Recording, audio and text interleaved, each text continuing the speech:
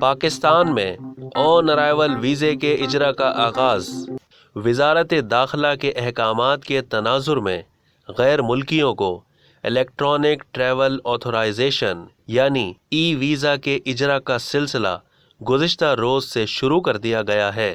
اب جو بھی غیر ملکی پاکستان کے ویزے کے لیے اپلائی کرے گا تو تمام کاغذی کارروائی کے بعد اس کو ایک QR کوڈ جاری کر دیا جائے گا، اور جب وہ پاکستان کے کسی بھی ایئرپورٹ پر امیگریشن کاؤنٹر پر رجوع کرے گا تو امیگریشن آفیسر اس QR کوڈ کو اپنے سسٹم میں داخل کرے گا، جس کی وجہ سے مسافر کی تمام معلومات سامنے آ جائیں گی، جس کے بعد مسافر کو 90 یوم کا پاکستان میں قیام کرنے کے ٹورسٹ ویزے کے حوالے سے انٹری اور آمد کی مہر ثبت کر دی جائے گی۔ اب تک کے لیے اتنا ہی۔ مزید معلومات کے لیے ڈیلی جنگ کے YouTube چینل کو سبسکرائب کرنا نہ بھولیے اور فیس بک کے پیج کو بھی لائک کرنا نہ بھولیے۔